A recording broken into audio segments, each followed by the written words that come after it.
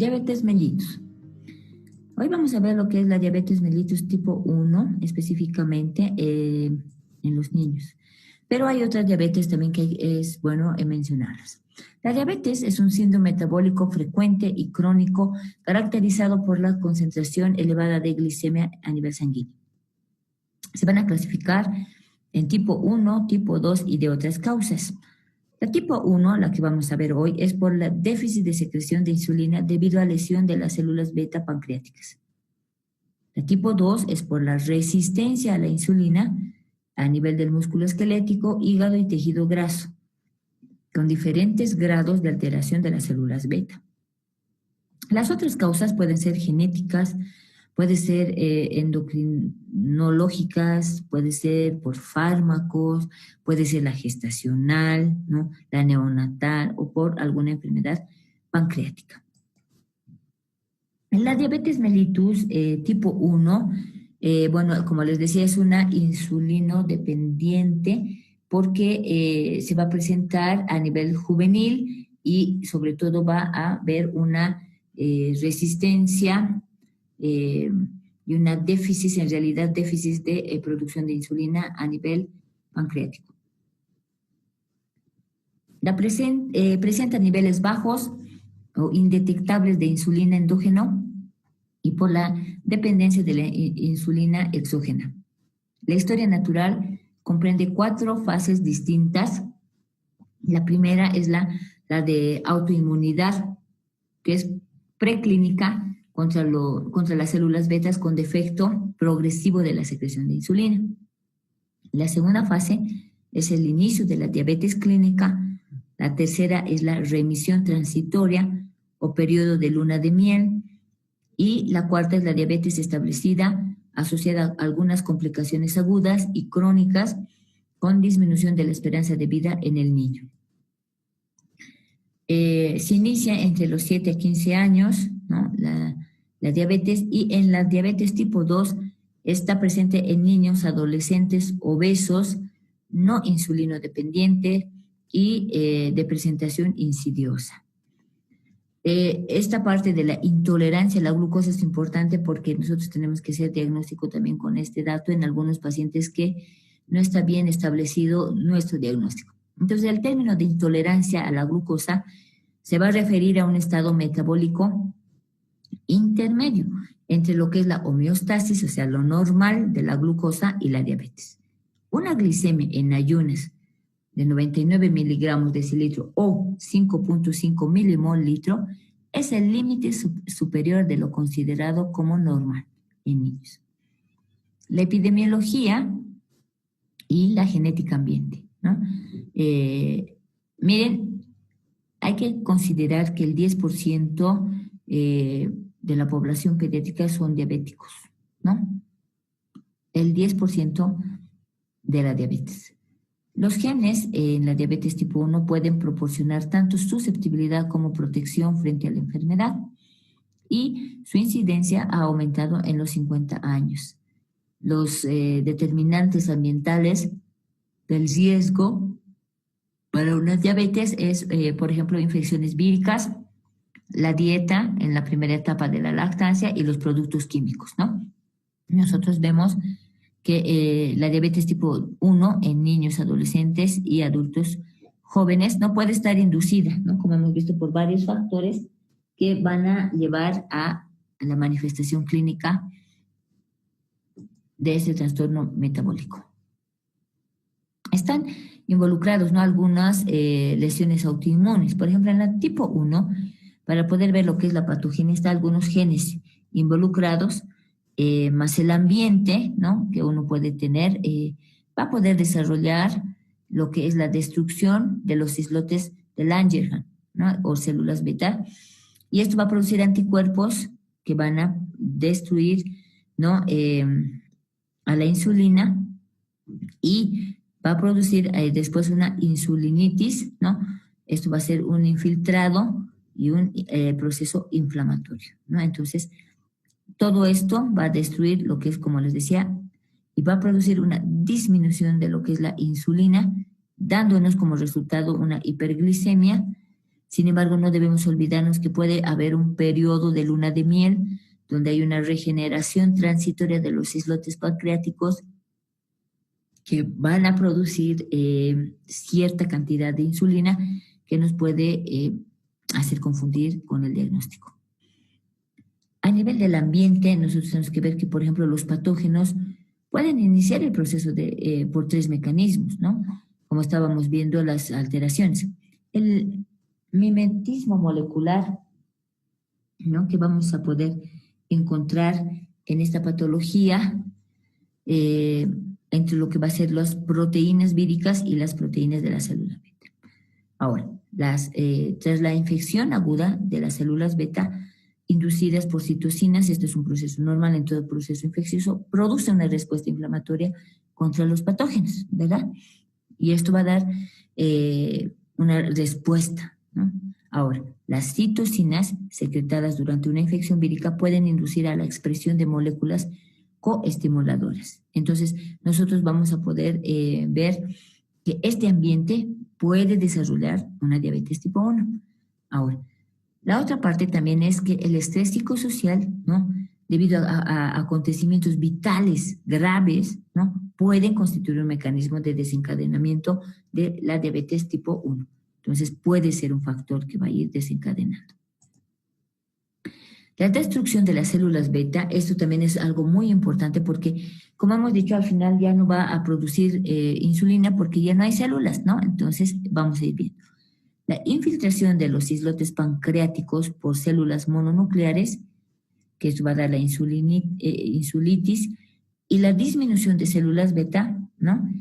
Estas son las productoras de insulina. Entonces, van a ser la característica, ¿no?, patológica clave en la diabetes tipo 1. O sea, destruyen a las células y estas son las que producen. Entonces, si están destruidas, obviamente ya no va a haber producción de insulina. Cuando se detecta la insulitis, el infiltrado se conoce de células T, por ejemplo, la CD8 y la CD4. Las células B y los macrófagos con predominio de las células T, o sea, linfocitos T, CD8. ¿No? Entonces, esto es lo que pasa en la diabetes tipo 1. Hay poca insulina y esa insulina no abastece para poder metabolizar todos los carbohidratos que uno ingiere y no permite que los niveles de glucosa se bajen. Entonces, la glucosa en la sangre se eleva. Las manifestaciones clínicas van a ser poliuria o la nicturia, enuresis nocturna, polidipsia. Puede haber una vaginitis candidiásica a nivel de las mujercitas, ¿no? Y esto se va a dar por la glucosuria crónica. Puede haber una hiperfagia, ¿no?, compensadora y una pérdida de peso. Por eso en la diabetes tipo 1 son los pacientes delgados. Los cetoácidos, cuando se acumulan, van a producir varias circunstancias que nos van a dar la clínica para poder identificar una diabetes tipo 1. El niño se deteriora rápidamente. Las molestias abdominales, náuseas, vómitos, ¿no? Este niño puede presentar una respiración de Kussmaul. Es una rápida pero profunda, ¿no? El olor afrutado en el aliento, que es por las cetonas. Disminución de la función neurocognitiva y posible coma. Niveles elevadísimos de glucosa en la sangre, pues obviamente son tóxicos, ¿no? El diagnóstico suele ser fácil por la clínica y por los antecedentes. Sin embargo, necesitamos hacer, ¿no?, también determinar valores de la glicemia. Puede haber una poliuria inapropiada, ¿no?, en cualquier niño con deshidratación. Escasa ganancia de peso. Entonces la mamá vendrá y dirá: mi hijito orina mucho cada rato, pero no tiene otra molestia, no tiene fiebre, ¿no?, y está perdiendo peso. Entonces ahí nosotros podremos ver que estamos frente a una probable diabetes. La hiperglicemia, la glucosuria y la cetonuria pueden detectarse rápidamente. Entonces necesitamos hacer el control de la glicemia. Esta sí va a ser inmediatamente, no va a ser en ayunas, pero podemos encontrar un valor de 200 miligramos de decilitro u 11.1 milimol litro. Con síntomas típicos, entonces ahí ya diagnosticamos una diabetes tipo 1. Se va a sospechar de una cetoacidosis diabética, ¿no? Y se debe pedir una dosificación de los electrolitos, una hemoglobina glicosilada basal para ver más o menos cuánto tiempo es la diabetes, si es que estamos sospechando. El tratamiento debe ajustarse al grado de insulinopenia que haya. Entonces, el 60% de los niños presentan síntomas leves a moderados y con la administración de insulina, entonces se va a corregir eso, ¿no? Pero puede haber diabetes de inicio recién, ¿no? Sin cetoacidosis. Entonces, nosotros podemos agarrar y empezar con la educación del niño y la educación del padre para la administración de insulina. En prepúberes vamos a calcular 0.7 unidades kilogramo día. En la mitad de la pubertad, una unidad kilogramo día. Al final de la pubertad, 1.2 unidades kilogramo día. Y en niños recién diagnosticados, ¿no? Entonces solo se va a administrar el 60 al 70% de la dosis, ¿no? Sustitutoria total, según el estado puberal. No se administra todo porque puede ser contraproducente y podemos producir una hipoglicemia.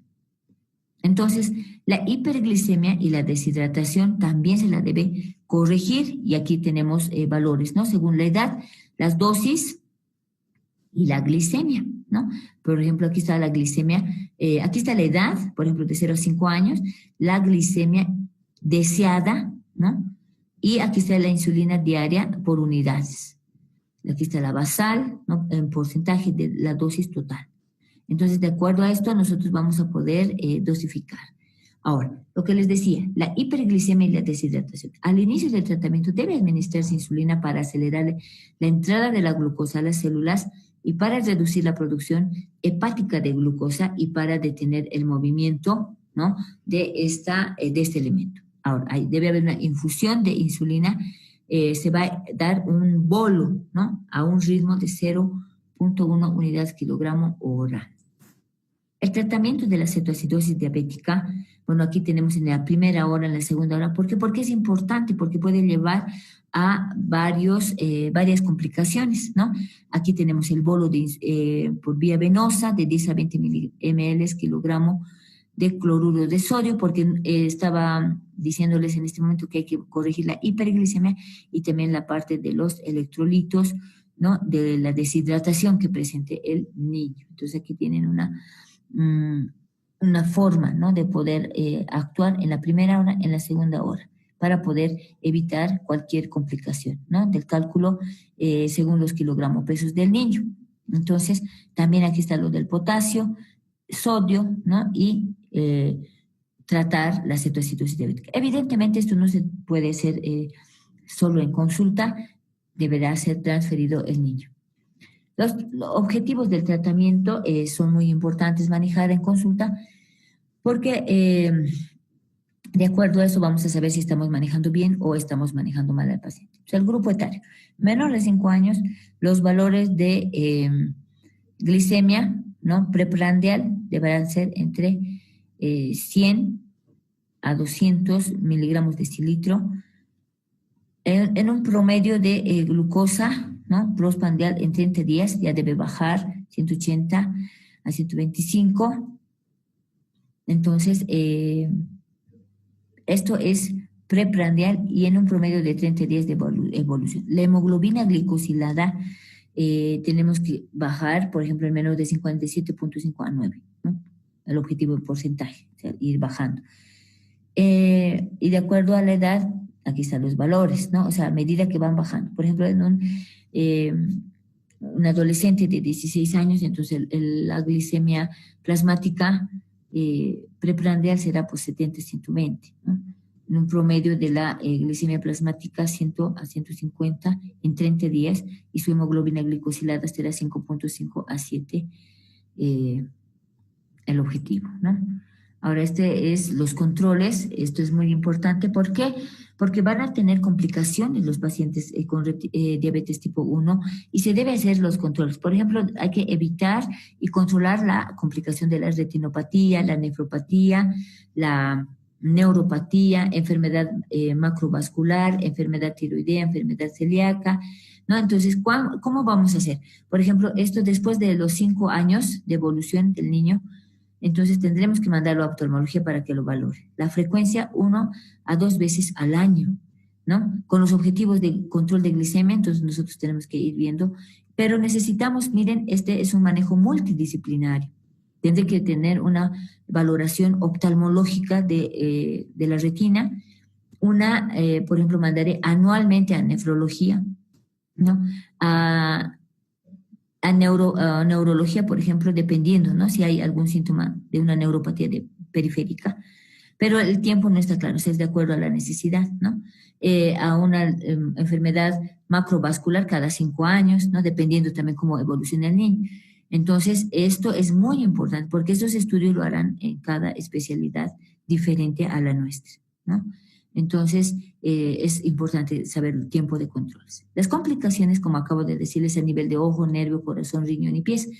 El ojo, porque produce una retinopatía diabética, una neuropatía diabética, un riesgo cardiovascular de hacer hipertensión arterial o ateromatosis, ¿no? O una hiperdislipidemia, ¿no? En los riñones, una nefropatía diabética y en los pies, unas alteraciones de la cicatriz o pie diabético. Entonces, hay que estar pendiente de estas complicaciones, ¿no? El pronóstico de la diabetes tipo 1 es una enfermedad grave y crónica por todas estas posibles complicaciones, ¿no? Se ha estimado que la esperanza media de vida de las personas con diabetes es unos 10 años menor que la población no diabética. Entonces, son niños que sí deben ser controlados estrictamente y considerados, ¿no? Y bien manejados para que puedan evitar en lo posible estas complicaciones que van a alterar el nivel de vida. Los aspectos psicosociales también son importantes, se debe orientar de forma cómo asumir la situación, ¿no? Por ejemplo, el uso de la insulina, la administración, ¿no? El realizarse los pinchecitos por los papás o a medida que va creciendo adolescente el mismo. Entonces, esto nos ayuda a que, por ejemplo, vayamos a informarle y a que haya una conciencia y consecuencia y sea consecuente en el cumplimiento del tratamiento. Porque si no cumple, entonces vamos a tener mayores complicaciones y vamos a poder estar frente a mayor riesgo de una hipoglicemia o una cetoacidosis diabética. El mal control metabólico, ¿no? Se relaciona con mayor grado de desajustes, ¿no? Personal, social, escolar y de las insatisfacciones en el ambiente familiar.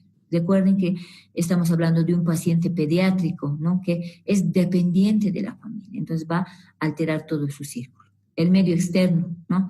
A la autoinyectarse la insulina, el miedo a los pinchazos, ¿no? Los trastornos de la alimentación.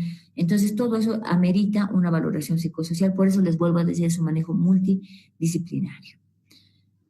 No te des por vencido, Dios tiene la última palabra. Así es que sigue estudiando para tu examen y no te canses.